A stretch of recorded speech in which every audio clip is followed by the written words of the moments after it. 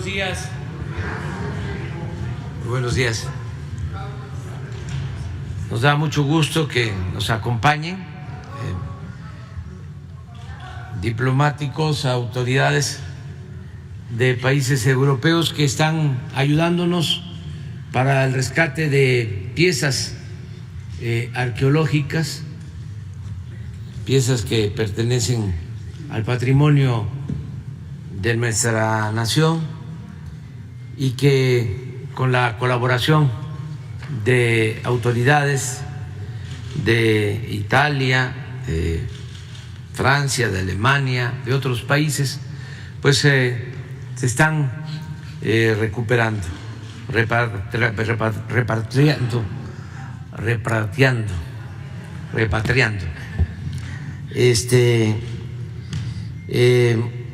Muchas gracias por estar aquí con nosotros.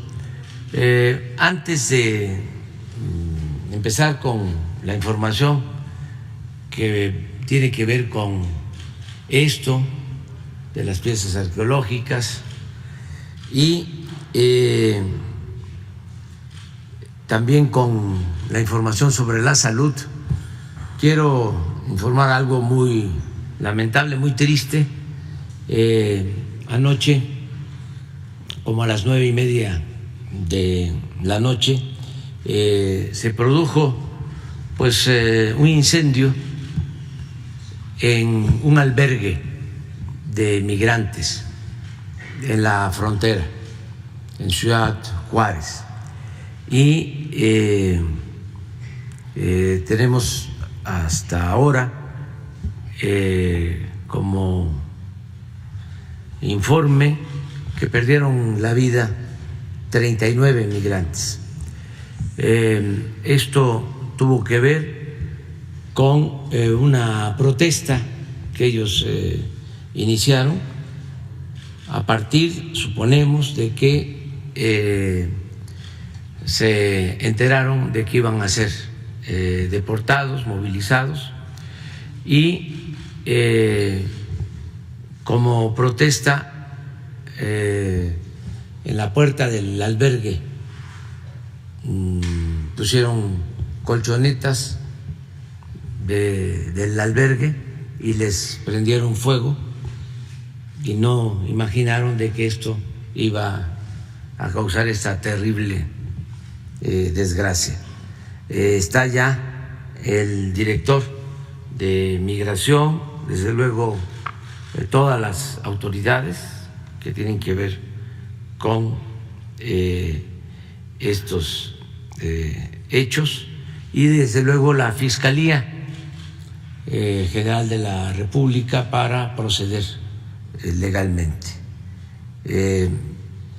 Lo que sabemos hasta ahora es que son migrantes de Centroamérica fundamentalmente, y algunos de Venezuela, los que estaban en ese albergue. No sabemos todavía exactamente los nombres y la nacionalidad de los que lamentablemente perdieron la vida. Pues muy triste que esto suceda. Y ahora sí vamos a la información médica, por favor. Con su permiso, señor presidente, muy buenos días a todas y todos ustedes. Es un gusto estar hoy en el Pulso de la Salud, que les informaremos cuál es el estado que guarda la pandemia COVID-19 en la 7ª semana de una meseta de reducción lenta, pero con estabilidad de sus principales indicadores, lo cual nos comunicará el subsecretario Hugo López-Gatell. Y el maestro Zoé Robledo informará los avances del IMSS Bienestar en el país para atender a la población sin seguridad social, con 2 temas: estados adheridos que se han adherido al Plan de Salud IMSS Bienestar, y la cobertura de médicos especialistas en Nayarit, Tlaxcala, Colima, Baja California Sur, Sonora, Sinaloa, Campeche, Guerrero, Veracruz, Michoacán y Morelos. Y el tercer punto, y muy relevante, la maestra Leticia Ramírez, como ya indicó el señor presidente, les comunicará la campaña de prevención de adicciones. Es cuanto.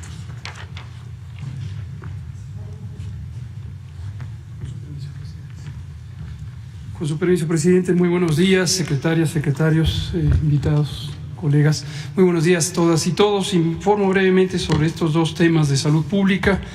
La pandemia de COVID-19 se mantiene en un periodo de reducción, pero como hemos comentado en semanas recientes, ya completamos 7 semanas de una reducción más lenta comparado con las primeras 5 semanas del año.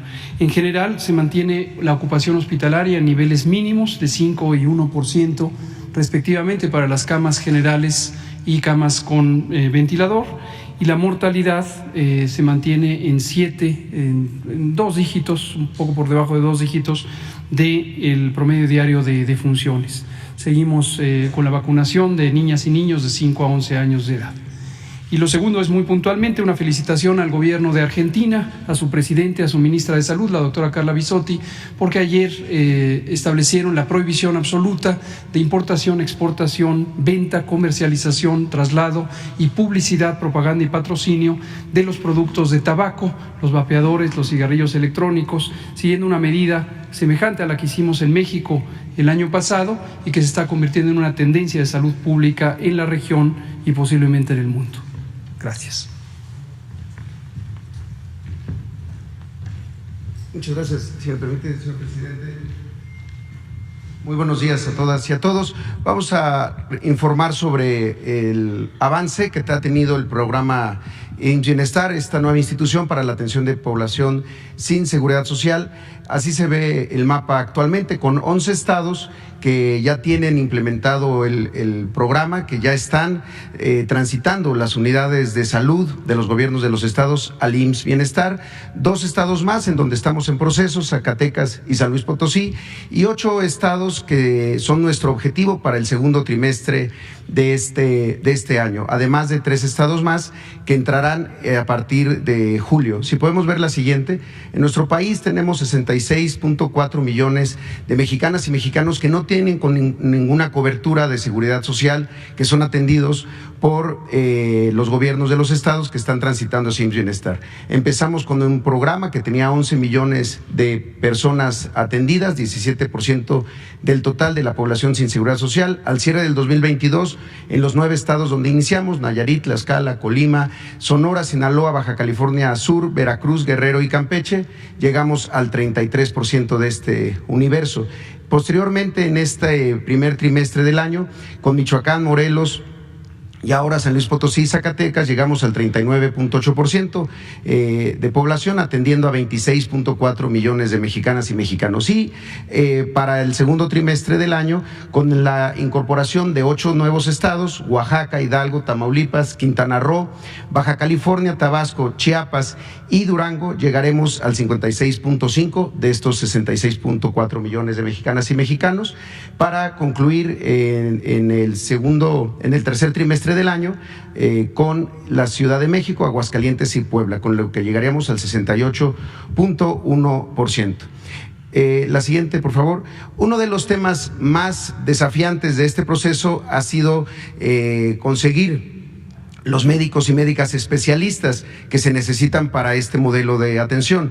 Además de las acciones de infraestructura, equipamiento, abasto de medicamentos, pues tener la suficiencia de médicos y médicas especialistas de todas las especialidades ha sido un reto.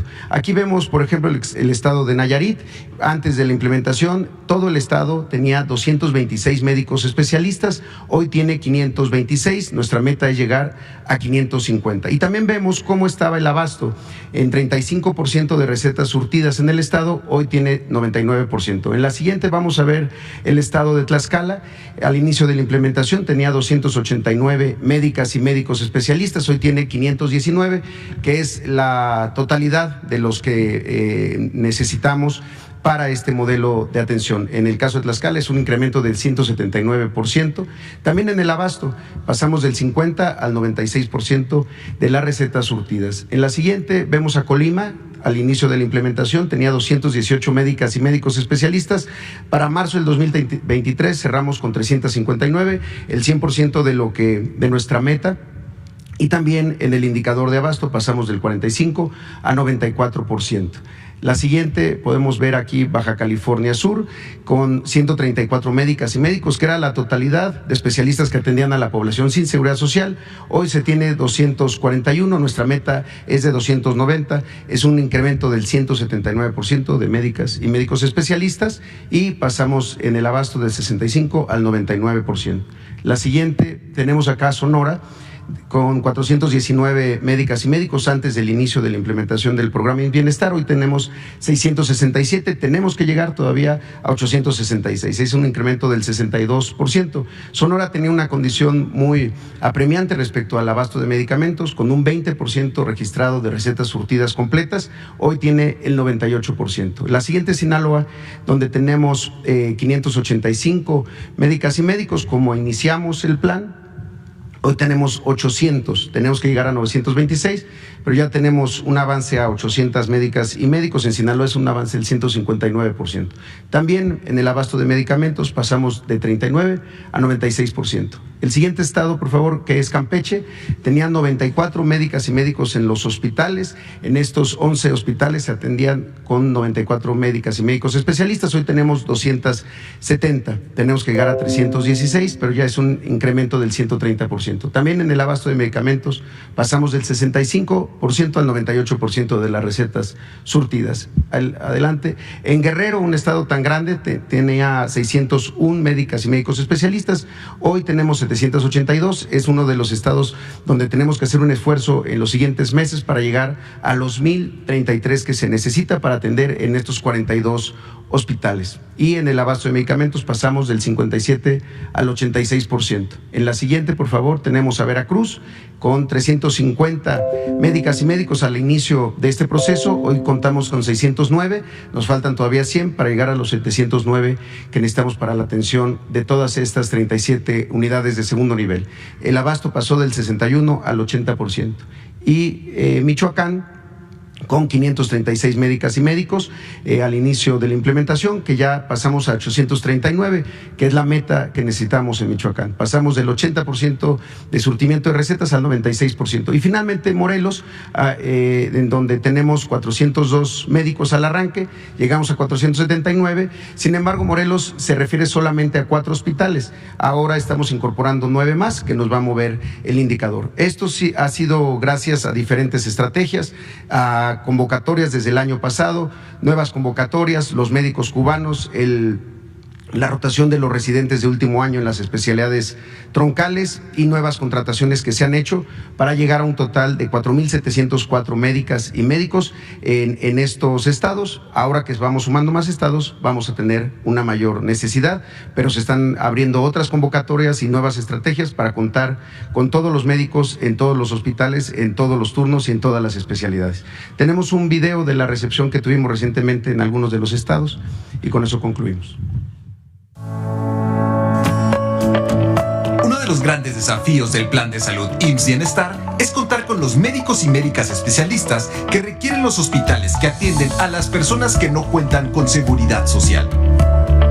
Son muchos los esfuerzos que se han hecho para lograrlo. A partir del 16 de marzo, se desplegaron un total de 2,713 médicos especialistas. De ellos, un total de 656 se contrataron en el proceso de reclutamiento de recién egresado de alguna residencia del IMSS. Y 2,057 son médicas y médicos de último año que realizan su rotación de campo. Estos médicos y médicas especialistas se suman a la atención a la población sin seguridad social en 236 hospitales del país. Con el IMSS Bienestar, la salud es un derecho. 80 años IMSS.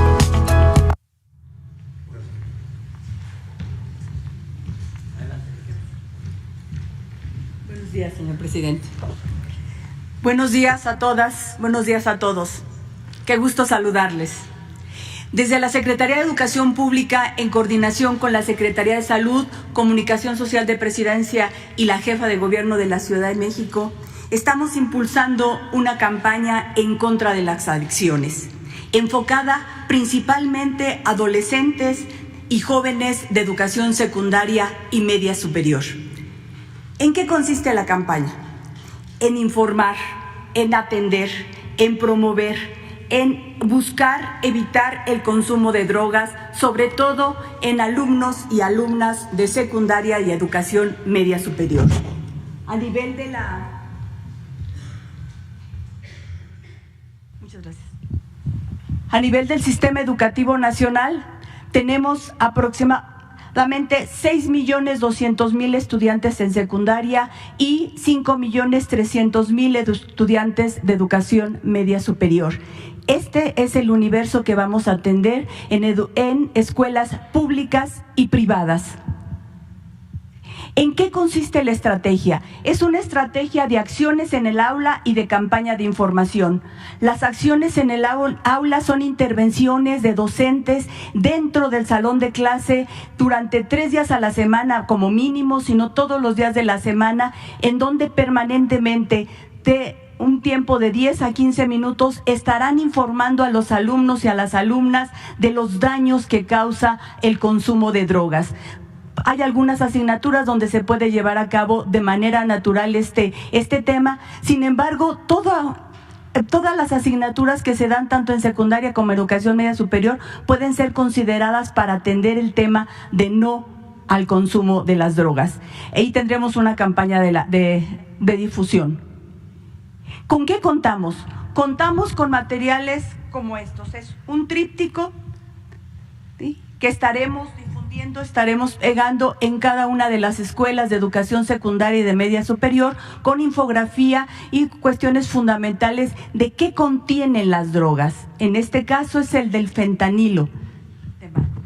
Contaremos también con una guía para docentes. ¿Me lo detienes, Pati? Ahorita me lo vuelves a pasar, ¿sí? Contaremos también con una guía para docentes en donde de manera básica, informada, se dice cuáles son las características de las drogas y por qué es importante evitar su consumo. Y algunas sugerencias didácticas. Los temas que trataremos durante toda esta campaña son sobre el fentanilo. A la primera te mata, la metanfetamina te engancha, los vapeadores, neta, son tóxicos. La cannabis sí te daña. El tabaco te afecta a ti y a todos. El alcohol, cuídate, no inicies. Las benzodiazepinas no son un juego. Estos son los temas que vienen considerados en cada uno de los folletos, que es una guía para docentes, la campaña Prevención de Adicciones, Estrategia en el Aula. También habrá spots de 30 y 60 segundos para poderlos estar difundiendo. Vamos a escuchar uno en estos momentos. El fentanilo es una de las drogas más peligrosas que puedes probar. Te puede enganchar desde la primera vez y comienzas a morir en cuanto la pruebas. Es muy difícil detectarlo. No tiene olor ni sabor. Te lo pueden ofrecer en polvo blanco, pastillas o aplicado en pequeños pedazos de papel. También lo mezclan con gotas para los ojos o aerosol nasal, o lo añaden a dulces o golosinas. Es tan adictivo que es casi imposible dejarlo de consumir. Por eso los traficantes la añaden a otras drogas para engancharte más fácilmente. Cuando te ofrezcan cualquier sustancia, la que sea, nunca aceptes. Si entra a tu cuerpo, te adormecerá. Perderás interés en las actividades diarias y sufrirás de ansiedad, paranoia y agresividad. Con el tiempo, tus brazos, manos, dedos y cuello se irán deformando y perderás el control de tus movimientos. Y desde la primera vez te relaja tanto que afecta gravemente a tus funciones vitales. En especial, puede detener súbitamente tu respiración. ¿Ves? No te arriesgues. Si te drogas, te daña. La felicidad que necesitas está en ti, con tu familia, tus amigos y la comunidad. Este material, de manera física, estará en las escuelas, regresando de vacaciones de Semana Santa. El folleto, la guía para docentes, habrá para todos los maestros y maestras de educación secundaria y media superior.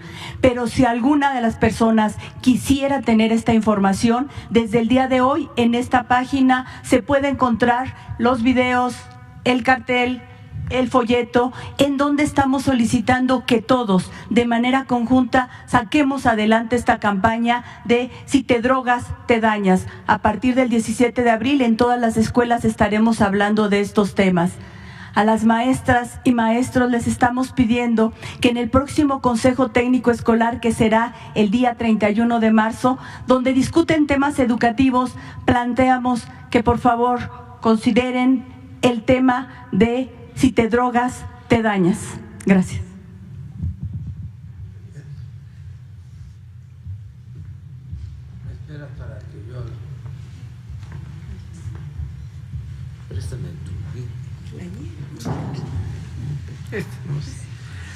Bueno, es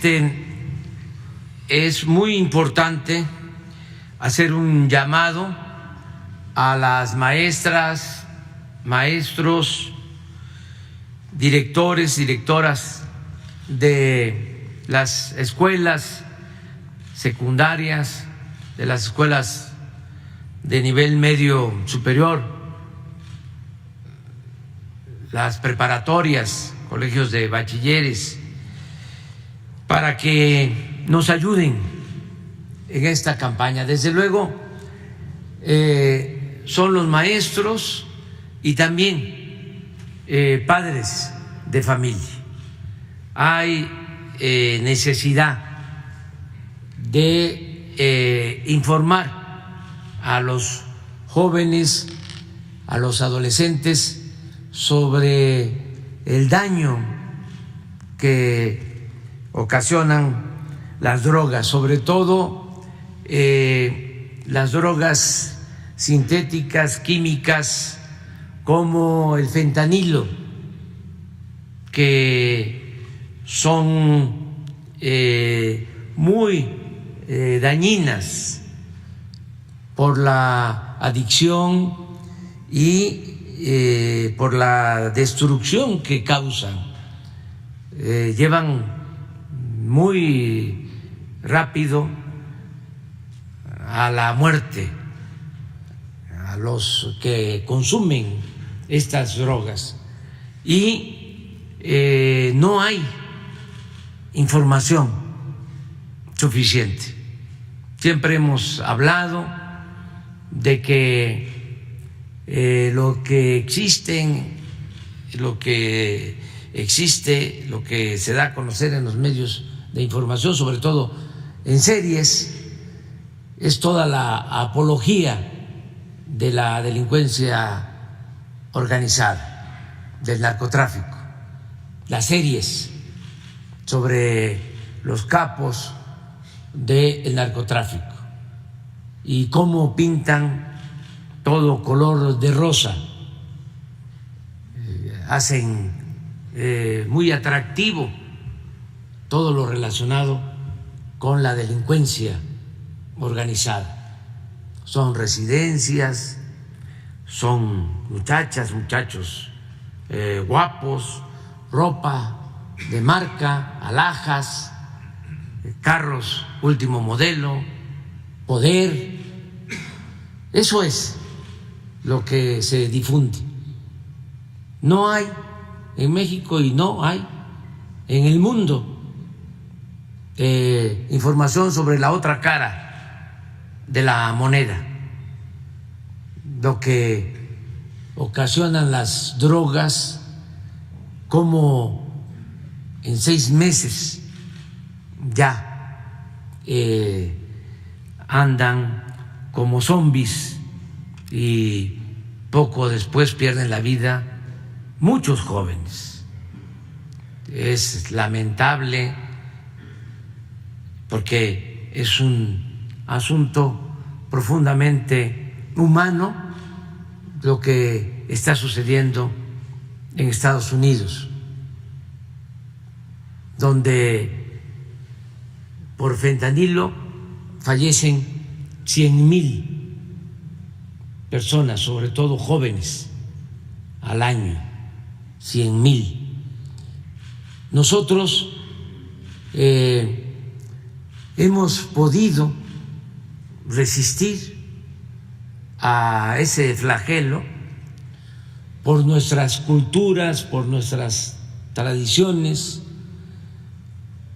por costumbres que se tienen y se conservan en nuestro país, que vienen de lejos.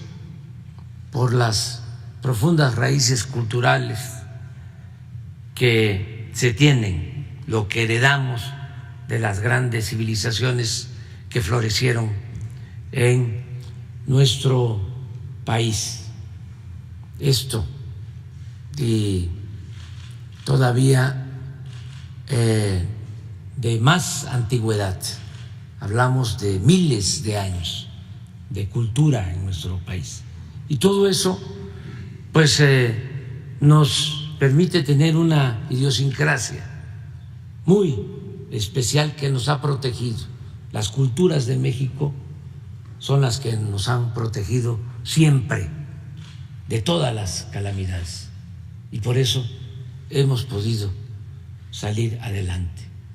Y es muy importante que en México se mantenga la solidaridad, la fraternidad en las familias, que no tengamos tantos problemas de desintegración familiar y que se mantengan valores. Tenemos una gran reserva en nuestro país de valores culturales, morales, espirituales. Eso es lo que nos ha protegido. Por eso no tenemos mucho consumo de estas drogas, a pesar de que en un tiempo dejaron de pagarle a los narcotraficantes con dinero, con dólares, y empezaron a pagarles con droga, es decir, en especie, para que abrieran mercado en México. Aún así, afortunadamente, no ha aumentado mucho, no ha crecido mucho el consumo en nuestro país. Y tenemos que prevenir y tenemos que evitar que se incremente ese consumo, que lo tenemos focalizado en algunos lugares, en algunos estados, incluso ni siquiera en un estado, sino en ciertas ciudades. Por ejemplo, en el caso de Guanajuato, es en el corredor industrial, paradójicamente, donde hay más crecimiento económico, ahí tenemos más consumo. Y ese narcotráfico, narcomenudeo, es el que provoca el mayor número de homicidios. Hay una vinculación, porque cuando hay una demanda de droga, hay enfrentamientos entre las bandas que se pelean por la venta de estas drogas químicas. En el caso de Guanajuato no solo es lamentablemente el consumo de jóvenes, sino también ya de trabajadores de las maquilas. Y todo esto lo tenemos que evitar, y además de fortalecer valores y de que los jóvenes tengan opciones, tengan alternativas, como está sucediendo en el país, que se está garantizando el derecho a los jóvenes a la educación y al trabajo. Además de eso, es muy importante la información, porque estas cosas no se tratan a veces ni siquiera en la familia, y debemos todos participar e informar. De ahí que estemos convocando a maestras, a maestros, padres de familia, para que nos ayuden en esta campaña, a informar a los jóvenes. Vamos a iniciar esta campaña y se van a dar informes a partir de esta guía de maestras, de maestros, a los jóvenes en las aulas, 15 minutos, 3 días a la semana, o si se decide en el consejo educativo de las escuelas, todos los días. Hay materias que se prestan para que se pueda informar a los jóvenes sobre el daño que causan estas drogas. Como lo explicó aquí Leticia Ramírez, secretaria de Educación, este viernes, por eso quisimos desde ahora darlo a conocer, aun cuando viene Semana Santa y se interrumpen las clases 2 semanas, pues queremos que se aproveche que este viernes va a haber consejos técnicos en las escuelas y nos gustaría ya que se empiece a tratar el tema. Hemos hecho algunas consultas y hay disponibilidad de maestras, de maestros, y estoy seguro que también van a ayudar madres, padres de familia. Entonces, que ya empiece a tratarse el tema y hasta que termine el ciclo escolar vamos con esta información a los jóvenes y así vamos hacia adelante. Más información sobre el daño de las drogas. Se dio a conocer una página, a ver si la coloca, ahí va a estar esta guía y va a haber más información y videos, y todo esto sí va a estar respaldado por la campaña en radio, en televisión, y ojalá también los medios de información nos ayuden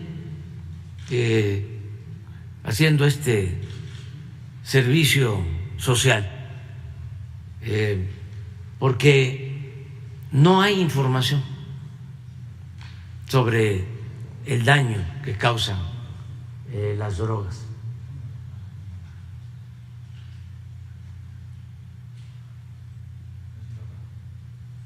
Esta es la página, pues es lo que queríamos informar, hacer este llamado, y ahora sí, vamos.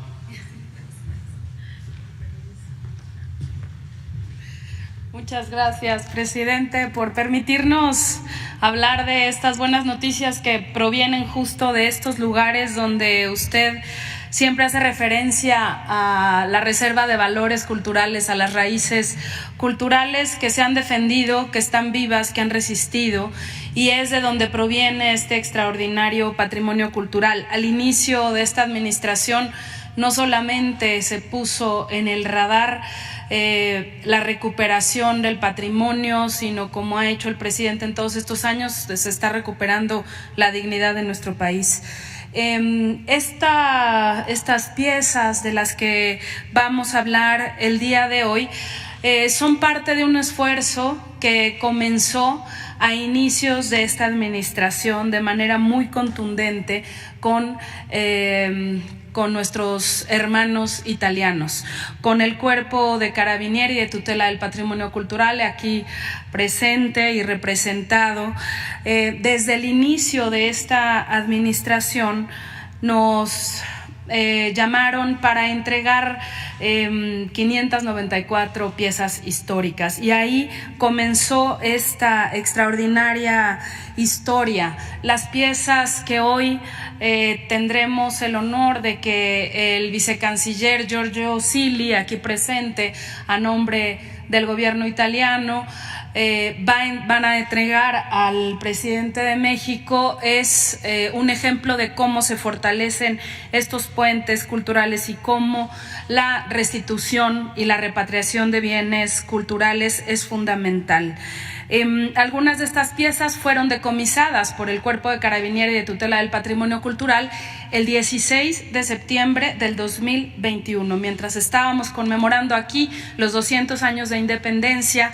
El embajador de Chiara y nuestro embajador en Italia, Carlos García de Alba, nos daban la noticia de este decomiso, incluso de algunas piezas que ya se habían vendido, piezas que ya habían comprado particulares, fueron decomisadas y son parte de estas 43 piezas que viajaron en el avión que por primera vez hace este puente aéreo, un vuelo de Aeroméxico, y agradecemos el cuidado y su cooperación para trasladar estas piezas de Roma a México. Es la primera restitución que se hace así, literal, a domicilio, y fue algo que llamó la atención incluso de los pasajeros del avión, los connacionales, que en el altavoz del avión se dio a conocer que se restituía este patrimonio.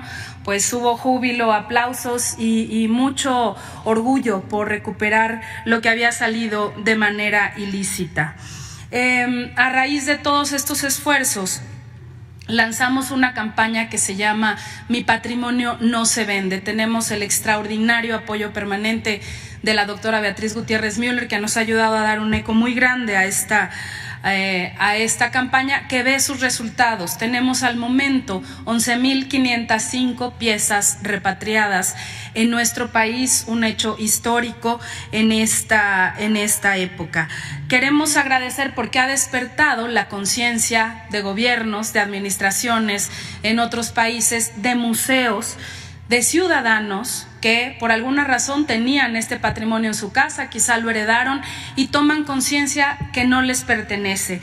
Por eso quiero agradecer aquí presente al embajador Dold de la República Alemana y al equipo también de nuestra embajada ya, que aquí hay parte de los representantes del embajador Francisco Quiroga, que también hicieron viajar 40 piezas que han sido entregadas a nuestra embajada en Alemania. Y también queremos agradecer a una ciudadana francesa ejemplar, Marianne Fouché, hija de un intelectual francés que había heredado unas piezas extraordinarias de tumbas de Tiro, de Occidente. Curiosamente son de las que suelen traficarse más, y al conocer la campaña de Mi Patrimonio No Se Vende, decide ir a la casa de subastas donde ya las había entregado para su venta, recuperarlas y entregarlas en nuestra embajada directamente a Blanca Jiménez, nuestra embajadora en este país. Por eso es importante hacer conciencia sobre esto. Estas piezas que hoy se recuperan van a estar en una muestra en el corazón cultural de este país, que es el Templo Mayor. Ahí se van a exhibir y posteriormente irán a los museos regionales y a los museos comunitarios. Diego Prieto se hará cargo de esta misión para que estos espejos de esta antigüedad que dejaron de reflejarse en las culturas herederas vuelvan a su lugar de origen, del que nunca debieron haber salido. Esta cooperación cultural es gracias a un par de instrucciones muy puntuales que el presidente nos dio. En primer lugar, en la creación, finalmente inspirado en el trabajo de los Carabinieri, de el Cuerpo de Protección de Patrimonio Cultural de la Guardia Nacional, que ya está en activo, y la creación de una comisión intersecretarial conformada por la Secretaría de Relaciones Exteriores, aquí nos acompaña Laura Elena Carrillo de Amexid, la Secretaría de Protección Ciudadana, la Secretaría de la Defensa Nacional, la Secretaría de Marina, Aduanas, es importantísimo, la Fiscalía General de la República y la Secretaría de Cultura, con siempre pie a tierra profundo, que es el Instituto Nacional de Antropología e Historia. Me permito, presidente, tomar este espacio para hacer un enérgico llamado a suspender la subasta que pretende realizarse el 3 de abril en la casa Millau Maison de Vente en París, en donde 83 piezas arqueológicas de las culturas olmeca, tlatilca y otras, se ponen a la venta como si fueran un artículo de lujo para adornar una casa, una mercancía.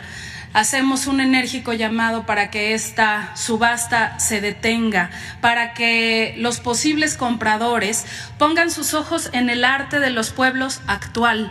Existen extraordinarias piezas del arte de los pueblos que pueden estar ornamentando las casas más lujosas del mundo. El arte contemporáneo en México también es una potencia. Visiten y vean este arte que se está creando en este momento. Ahí sí que hay un mercado posible. Esto no solamente es ilegal, es inmoral y nos ofende profundamente. Los invito y hago un llamado a los connacionales, a los mexicanas y mexicanos que por alguna razón tengan una pieza arqueológica, que acudan al Instituto Nacional de Antropología e Historia, la registren. Si van a ser custodios de estas piezas, conviértanse en guardianes verdaderos del patrimonio cultural, regístrenla. A las y los mexicanos, a todos aquellos también fuera de las fronteras que conozcan del tráfico, denuncien, por favor.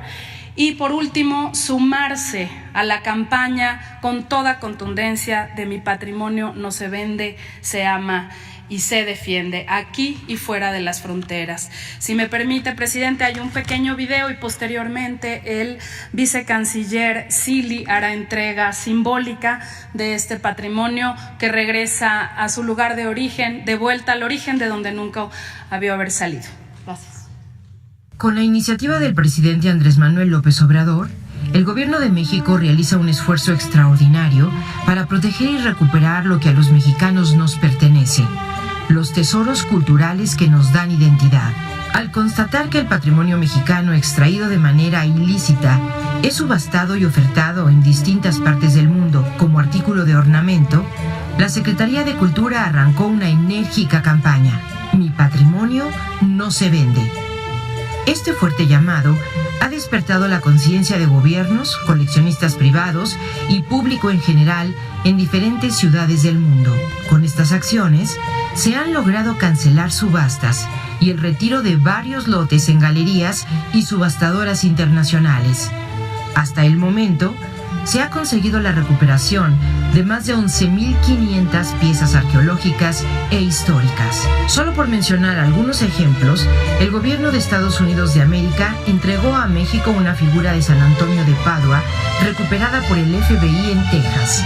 Ciudadanos españoles entregaron voluntariamente más de 2.000 piezas arqueológicas de diversas culturas. Les reconocemos y les damos las gracias. Mención especial merece el Cuerpo de Carabinieri de Tutela de Protección del Patrimonio Cultural de Italia, país modelo en política de recuperación del patrimonio y que generosamente, como una de las primeras acciones a este gobierno, devolvió a México 594 exvotos mexicanos. En 2021, los Carabinieri impidieron una subasta de 17 piezas arqueológicas, además de capacitar a autoridades de nuestro país. Hoy presentamos al pueblo de México 43 piezas devueltas por este cuerpo de seguridad de nuestro hermano país Italia. También recibimos 40 piezas provenientes de Alemania. Agradecemos profundamente a las autoridades de ambos países. Con Mi patrimonio no se vende, dejamos claro que la diversidad cultural es la mayor riqueza de México. México colocó este tema en la escena mundial, al ser uno de los puntos de la declaratoria final de Mondacult 2022, en la que participaron 193 países del mundo. La Comisión Intersecretarial, instruida por el presidente, atiende este tema de manera frontal y se ha conformado un cuerpo especializado de la Guardia Nacional que se está capacitando en protección del patrimonio. Seguiremos alzando la voz. Mi patrimonio no se vende, se ama y se defiende.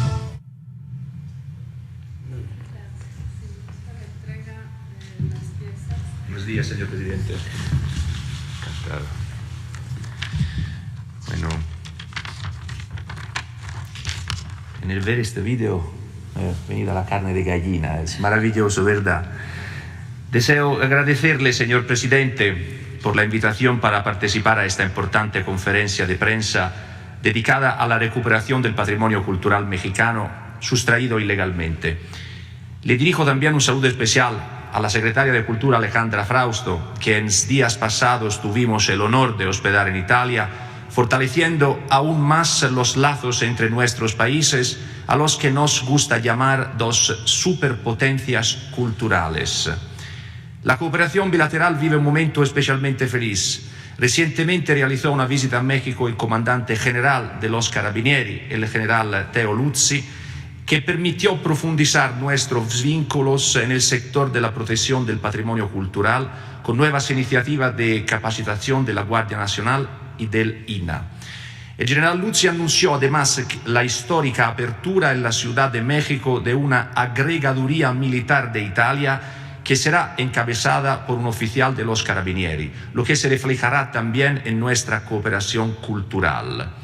Esperamos también reforzar aún más nuestra colaboración en el marco de la UNESCO, ampliando nuestra alianza en defensa de los patrimonios culturales de otras naciones.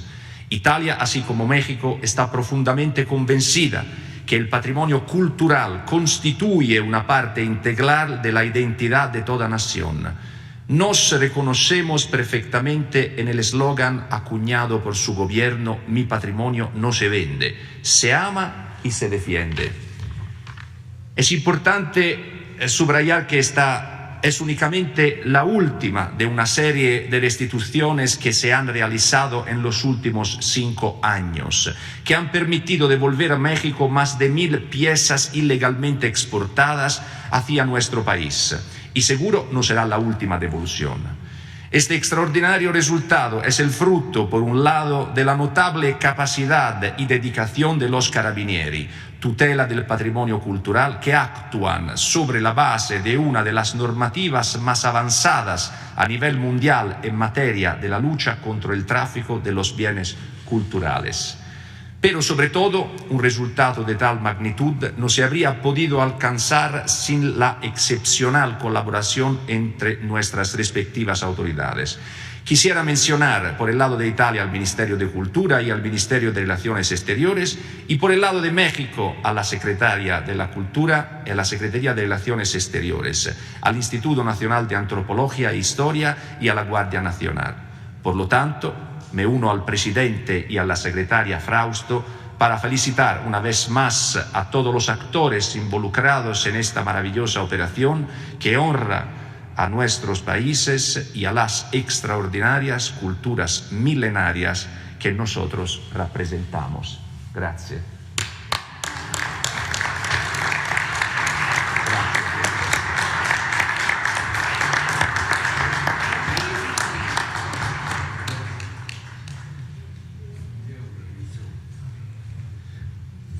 Muy buenos días, señor presidente, señoras secretarias, compañeras, secretaria de Educación, secretaria de Cultura, secretario de Salud, compañeros del sector salud. Quiero destacar la presencia, por supuesto, de el vicecanciller del gobierno de Italia, con quien tenemos las más estrechas relaciones culturales para recuperar no solo estos elementos del patrimonio mexicano, sino también para escudriñar juntos la riqueza de las civilizaciones que florecieron en la península itálica y en el territorio que ahora es México. Destacar también la presencia de los embajadores de Italia y Alemania, de personal de las embajadas de ambos países, las compañeras y compañeros de Amexidi, de la Cancillería mexicana, y los amigos del Arma Carabinieri, con quien tenemos ya muchos años de colaboración para la recuperación y la definición de políticas para prevenir el tráfico ilícito de bienes culturales. Nos duele mucho el saqueo del patrimonio arqueológico mexicano. Por supuesto que todas estas piezas que salen ilegalmente no solo constituyen un daño a nuestro patrimonio, sino que pierden la mayor parte de su valor. El patrimonio arqueológico vale en cuanto se le identifica en su contexto, se reconoce su origen, su vínculo con poblaciones, con ciudades, con edificaciones en donde se contextualizan, de manera que los bienes que han sido saqueados se convierten solo en objetos de curiosidad, en bienes importantes del arte mexicano, pero pierden gran parte del valor desde el punto de vista de la investigación científica y de la recuperación de información arqueológica. Por eso, decirles a todas y todos que tenemos que evitar el saqueo de bienes arqueológicos y, por supuesto, el tráfico ilícito, de manera que son encomiables los esfuerzos que viene haciendo el gobierno mexicano y la Cancillería de nuestro país para que, junto con los demás estados que nos hermanamos en la UNESCO, podamos detener este tráfico ilícito.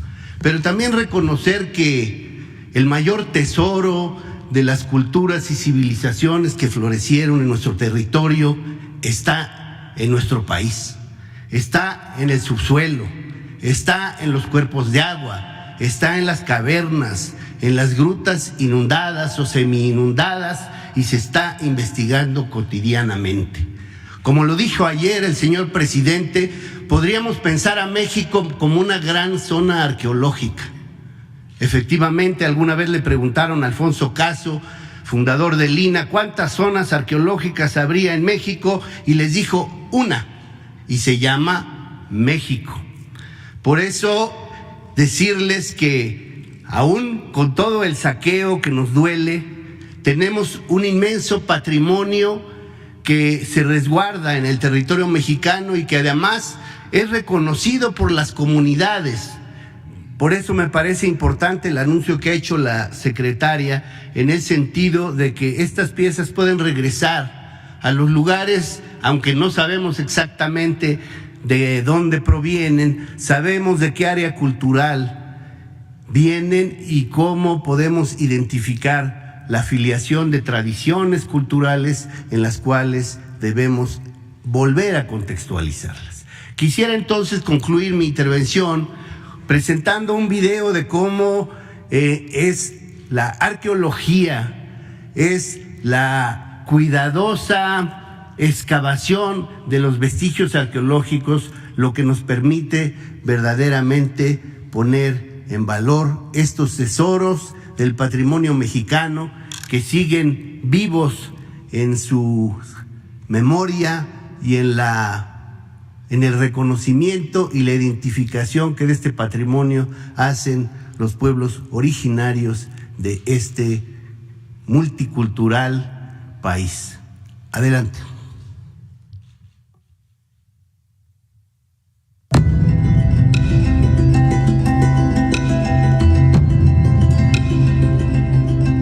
La ciudad del Jaguar Negro, Ekbalam, constituye una de las muestras más destacadas del arte, el poderío y el esplendor de la nación maya. Con una extensión que alcanzó los 15 kilómetros cuadrados, Ekbalam llegó a erigirse como sede del reino Talol, que en su momento de auge impuso su hegemonía en el nororiente de la península de Yucatán, entre los años 770 al 896 de nuestra era, para ser desplazada más tarde por la cercana Chichén Itzá.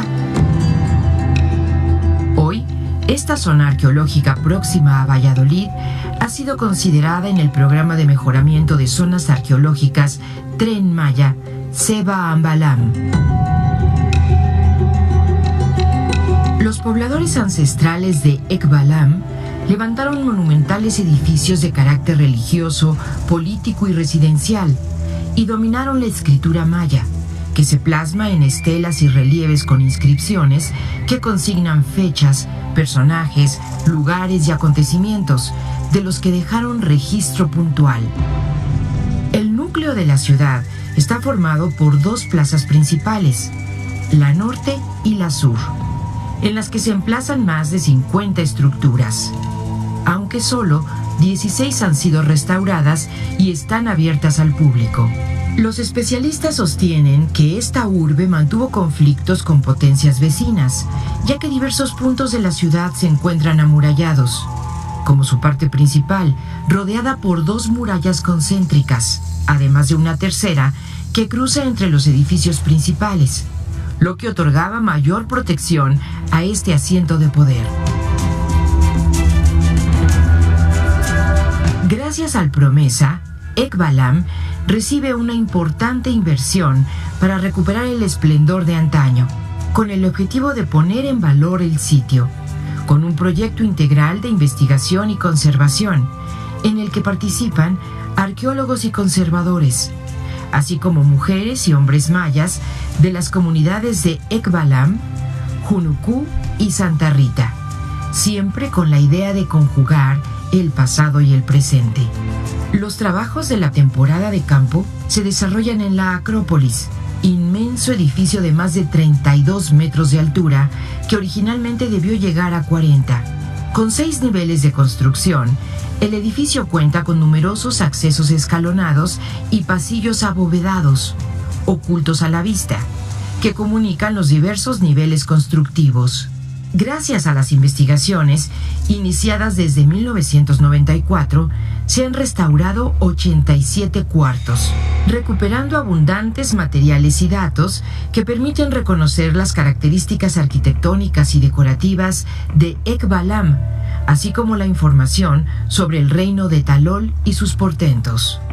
Los textos glíficos plasmados en murales, tapas de bóveda pintadas, piedras labradas y otros objetos registran fechas de sucesos ocurridos en la ciudad, así como los nombres de sus protagonistas, siendo el principal Ukid Khan Lek Tok, fundador de la dinastía reinante en su tiempo de apogeo, y de sus sucesores, Khan Bob Tok y Ukid Hol Ankul, así como el último gobernante, Kinish Humpik Tok Kuhunnal. En la Acrópolis se encuentra la mayor muestra de la riqueza constructiva y decorativa de Ekbalam, plasmada en un inmenso friso acabado en estuco, en que se representan, con grandes colmillos, las mandíbulas de un animal, con mascarones, ornamentos de deidades y seres míticos, animales y elementos vegetales, que en conjunto representan la mítica montaña de flores y las fauces del monstruo de la tierra. Las evidencias llevan a los estudiosos a proponer que en este edificio se realizaban reuniones de escribas y sabios. A la muerte del señor principal, el lugar fue convertido en mausoleo, en que fue enterrado con una espectacular ofrenda de más de 13,000 piezas, entre ellas vasijas de barro y alabastro, pendientes de hueso y concha, un pectoral de concha en forma de pez, cuchillos y perforadores de pedernal y obsidiana, además de un perforador hecho con el hueso del fémur de su padre, Ukid Aj Khan. En los trabajos desarrollados gracias al Promesa, se han hallado 9 recintos que parecen haber sido residencia de algún personaje de élite, donde se han conservado elementos decorativos, mascarones del monstruo de la tierra y paneles remetidos estucados. El trabajo arqueológico permitió un hallazgo que ha llamado la atención de nacionales y extranjeros: el relieve de captores y cautivos acuclillados, con sus brazos atados en la espalda, mientras que sus captores los sostienen por el cabello, en señal de dominio. Los personajes principales llevan faldas decoradas con huesos cruzados, símbolo relacionado con el sacrificio. La parte superior de estas figuras fue destruida por el derrumbe, lo que dificulta su identificación. Pero una vez estabilizado el relieve, esperamos encontrar datos que permitan identificar a los personajes representados.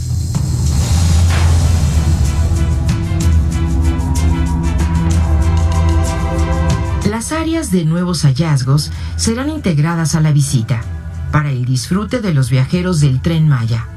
La zona también se prepara con un nuevo centro de atención a visitantes, así como un renovado centro de interpretación del lugar, para sumar al disfrute un acercamiento al pensamiento maya ancestral, cuyos ecos sobreviven en las culturas y pueblos mayas de hoy, que se alistan para ocupar su lugar en la construcción del México y el mundo de mañana. Uyabin, Ujatzutz, Kichkelen Lumil, Ekbalam, Hachkimakiolon Katakesh Belay, Ashim Balteesh, Lenohoch Meyahil, Tziminkak, Utial Imuch Meyahom, Yetel Akahot Kesh Meyaho Betam, Mene Uch Ben Makobo, Tehabilo Tumanobo, Inkat Kamul Nakon, Tetziminkako, Nakenesh Tetziminkako.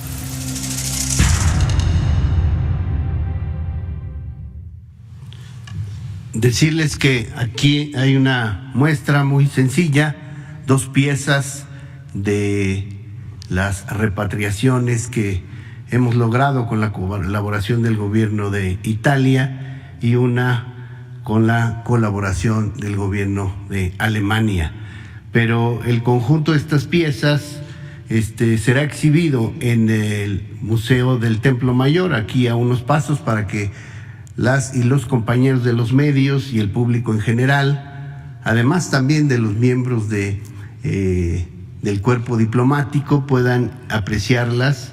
Está aquí la directora del Museo del Templo Mayor, Patricia Ledesma, que les podrá hacer un recorrido.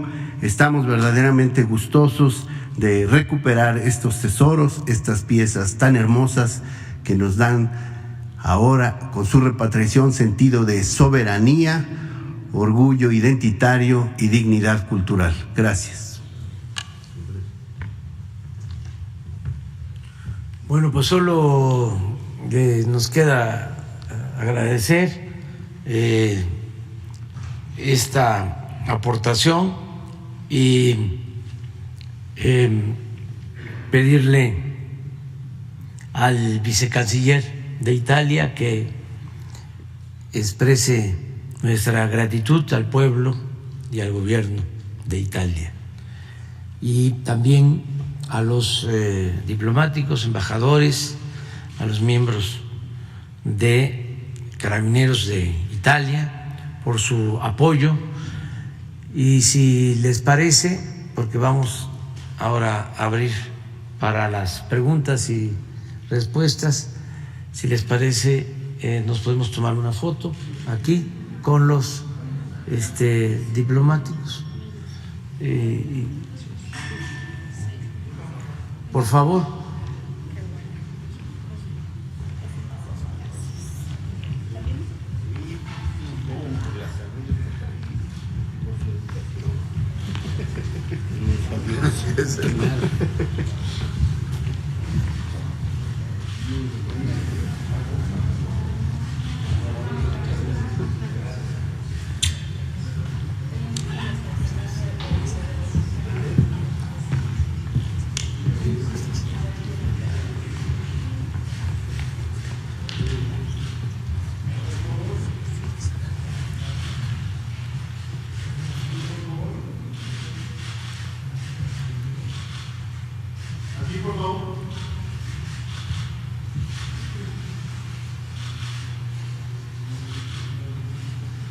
Muchas gracias. Muchas gracias.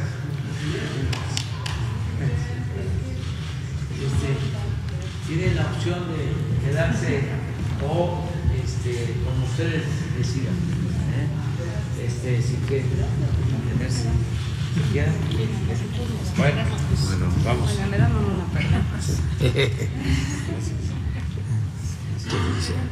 Muchas gracias. Sí. Bueno, pues vamos, abrimos. Empezamos contigo. Después